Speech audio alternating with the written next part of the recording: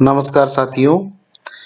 आयुक्तालय mid day मील योजना राजस्थान सरकार ने मिड डे मील योजना और मुख्यमंत्री बाल गोपाल योजना के प्रभावी पर्यवेक्षण हेतु मानक संचालन प्रक्रिया यानी स्टैंडर्ड ऑपरेटिंग प्रोसीजर एसओपी की पालना को सुनिश्चित करने बाबत कुछ निर्देश दिए हैं।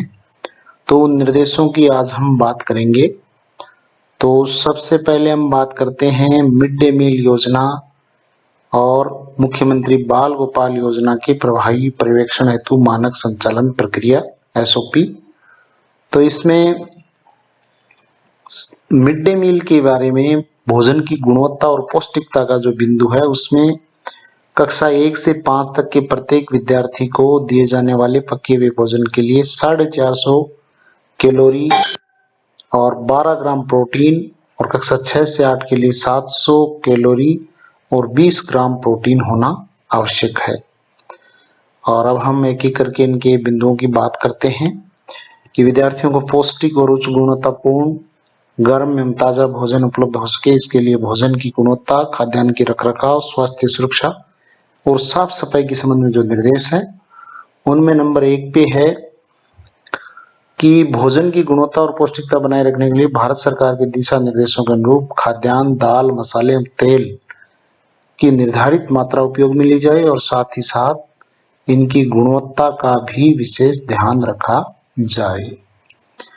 इसके अलावा खाद्यान्न, दालें, मसाले और सब्जियां अच्छी तरह धोकर और साफ करके काम में लिए जाए। यदि खाद्यान्न खाने योग्य नहीं है तो उसे किसी भी स्थिति में उपयोग में नहीं लिया जाए। इसके अलावा उच्च गुणवत्ता युक्त दाल, तेल, मसाले उपयोग में लिए जाए और मिड डे मील योजना के अंतर्गत प्रतिदिन दिए जा रहे मेनू में दिशा निर्देशों के अनुरूप पौष्टिक तत्वों की मात्रा सुनिश्चित किए जाने के लिए आवश्यक है कि भोजन में हरी पत्तेदार सब्जियां अधिक से अधिक उपयोग में ली जाए।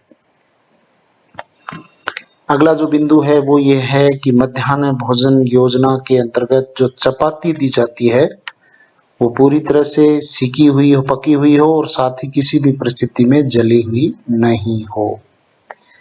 और चपाती को और अधिक स्वादिष्ट बनाने के लिए उसमें हरी पत्तेदार सब्जियां जैसे पालक, बथुआ, लौकी, मेथी, धनिया आदि को आटे में मिलाकर मसालों के साथ तैयार की जा सकती है। दाल, सब्जी अथवा खिचड़ी की पौष्टिकता बनाए रखने के लिए जहां तक संभव हो प्रेशर कुकर में ही पकाया जाए और ताजा सब्जियों की अनुपलब्धता होने पर हरी पत्तेदार सब्जियों को सुखाकर और पीसकर खिचड़ी इत्यादि में दाल में काम में लिया जा सकता है। और भोजन पकाने के पश्चात निश्चित रूप से उसे ढककर रखा जाए और सप्ताह में एक बार मौसमी फल आवश्यक रूप से दिया जाए। सर्दियों में अमरूद और बाकी मौसम में केला आवश्यक रूप से छात्रों को दिया जाए और दोनों ही फल आसानी से छोटी जगह पर उपलब्ध हो जाते हैं। विद्यालय में किचन गार्डन या न्यूट्रिशन गार्डन भी तैयार किए जाने चाहिए जिसमें हरी पत्तेदार सब्जियां, पालक, धनिया, मेथी, मिर्च, टमाटर, नींबू इत्यादि उगाए जा सकते हैं और भोजन बनाने के उपयोग में लिया जा सकता है। भारतीय खाद्य निगम द्वारा फोर्टिफाइड चावल उपलब्ध कराया जा रहा है और भोजन में डबल फोर्टिफाइड नमक और फोर्टिफाइड तेल का उपयोग किया जाए। अगला जो बिंदु है उसे अंडरलाइन किया गया है, चखने वाला है बिंदु कि 2 बड़े व्यक्तियों द्वारा भोजन को प्रतिदिन चखा जाए जिसमें एक अभिभावक होना चाहिए और एक विद्यालय प्रबंधन समिति का सदस्य और उसके लिए एक रोस्टर भी तैयार किया जाए, रजिस्टर भी तैयार किया जाए और प्रतिदिन उनके हस्ताक्षर भी उसमें करवाए जाए। और इससे ये सुनिश्चित हो जाएगा कि पोषाहार को विद्यार्थियों को खिलाने से पहले 2 व्यक्तियों द्वारा चख लिया गया है और वो भोजन पूरी तरह से सुरक्षित है और इसके लिए प्रत्येक विद्यालय में एक अध्यापक को उत्तरदायी बनाया जाए। प्रत्येक विद्यालय में मिड डे मील के क्रियान्वयन के पूर्ण और प्रभावी निरीक्षण की व्यवस्था की जाए।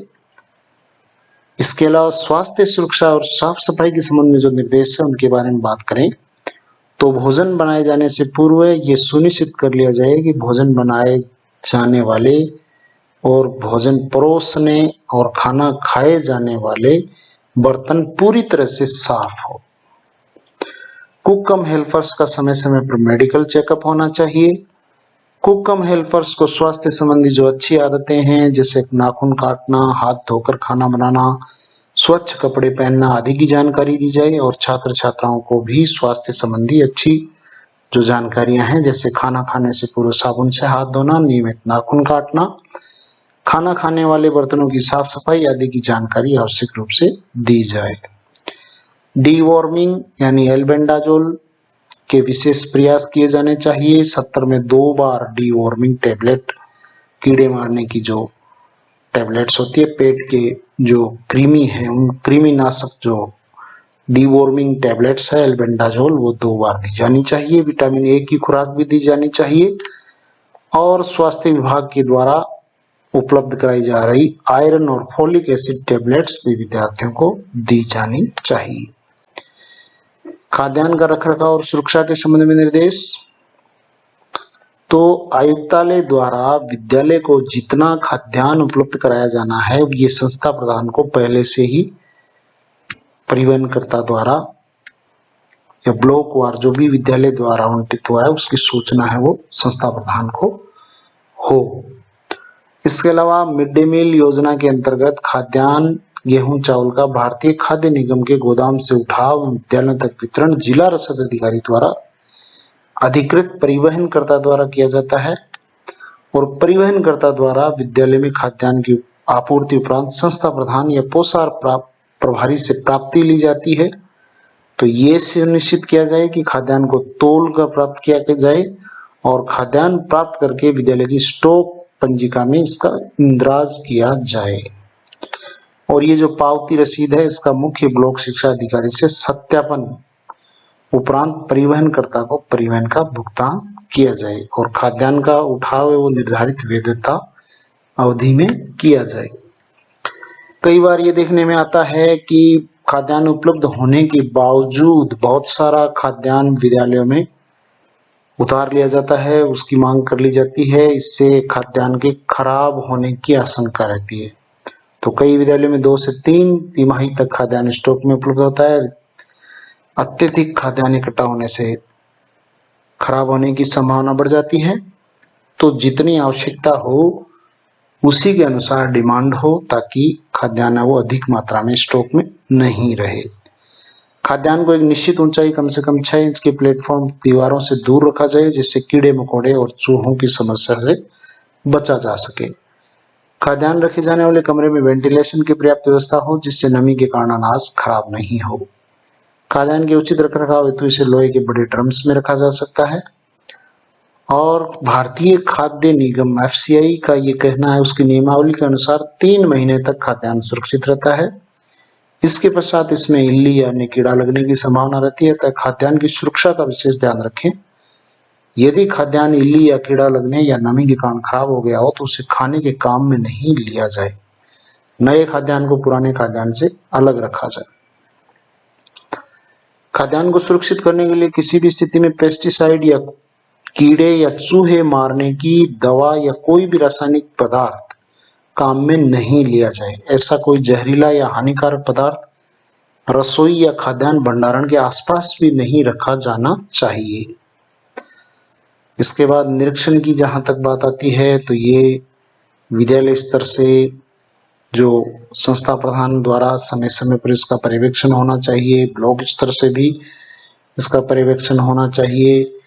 और समय समय पर स्टॉक पंजिका से मिलान, खाद्यान्न एवं पाउडर मिल्क के रखरखाव, निरीक्षण के दौरान विद्यार्थियों की उपस्थिति, पंजिका का भौतिक रूप से मिलान, दैनिक स्टॉक पंजिका के संधारण की जांच, ये भी समय समय पर होना चाहिए।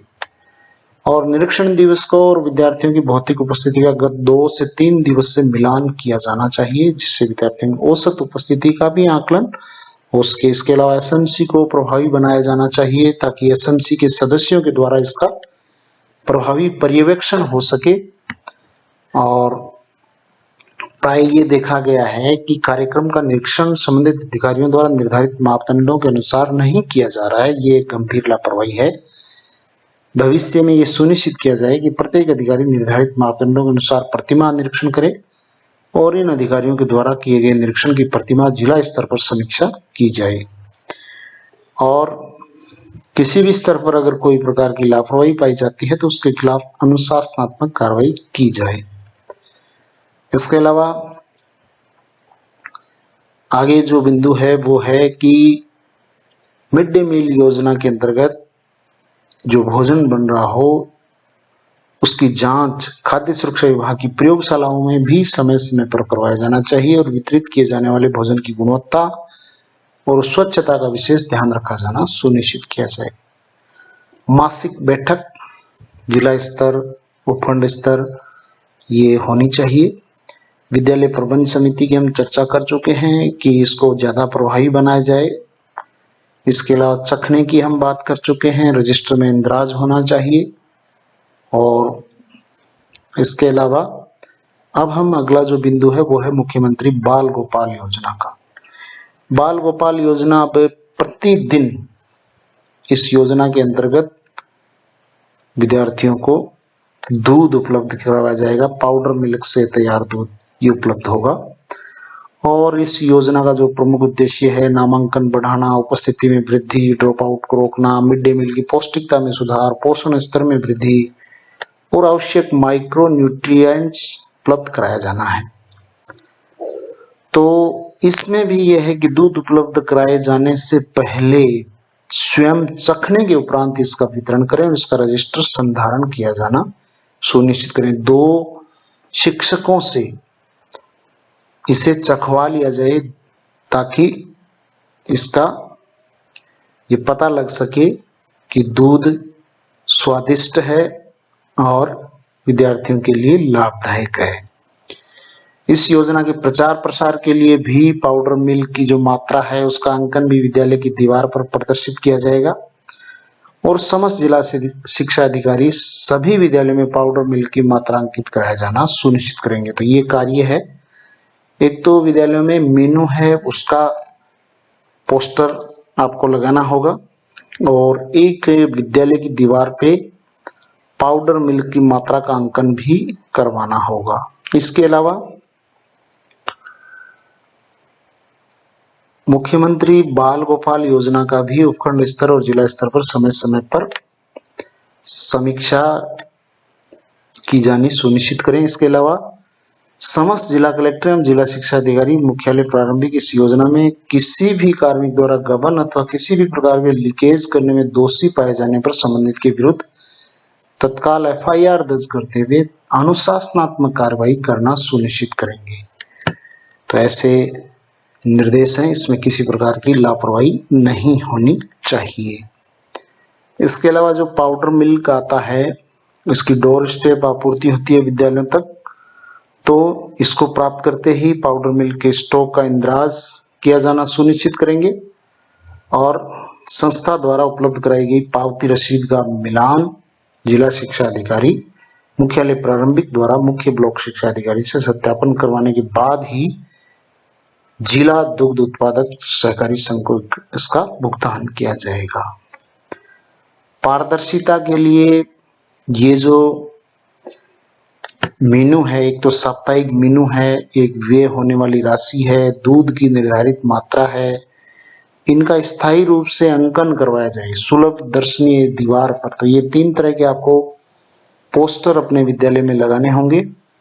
कौन कौन से पोस्टर हैं? एक तो आपको कुकिंग कन्वर्जन राशि का पोस्टर है, तो ये बाल वाटिका से 5वीं कक्षा तक 5 रुपये 45 पैसे प्रति विद्यार्थी है। ये प्रति शैक्षणिक दिवस और 6 से 8 के लिए 8 रुपये 17 पैसे प्रति छात्र प्रति शैक्षणिक दिवस। खाद्यान्न गेहूं चावल की मात्रा 5वीं तक 100 ग्राम प्रतिदिन और 6 से 8 के लिए 150 ग्राम प्रतिदिन। मीनू सोमवार को रोटी सब्जी एवं दाल,